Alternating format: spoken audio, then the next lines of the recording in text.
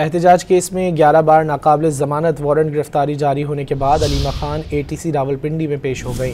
अदालत ने वकला सफ़ाई की 2 दरख्वास्तों पर फरीकैन से आइंदा समाअत पर दलाइल तलब कर लिए।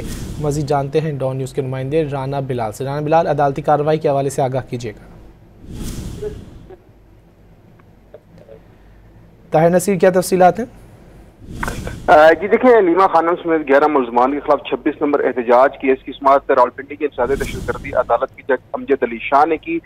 11 मरतबा नाकाबिल जमानत वारंट गिरफ्तारी जारी होने के बाद अलीमा खानम अदालत में पेश होगी, जबकि स्पेशल प्रोसिक्यूटर जहीर शाह भी कानूनी टीम के हमरा अदालत में पेश हुए।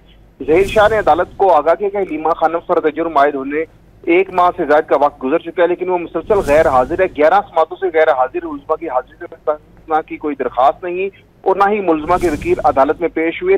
मुलजमा और इसके वकला ने जानबूझकर कानून का मजाक बनाया। प्रोसिक्यूटर ने अदालत को यह भी आगाह किया कि वकला साहिल ने 15 अक्टूबर को अदालती दायरा इख्तियार को चैलेंज किया था। अदालत की जानिब से मौका देने के बावजूद वकला साहिल ने अपनी दरखास्त पर दलाइल नहीं दिए। मुलजमा के 13 मरतबा नाकाबिल जमानत वारंट गिरफ्तारी भी जारी हुई है। ताहम जहीर शाह ने अदालत को बताया कि 1 साल से मुकदमा जेर समाअत है। रुकावट सिर्फ मुलजमा का गैर जिम्मेदाराना रवैया है।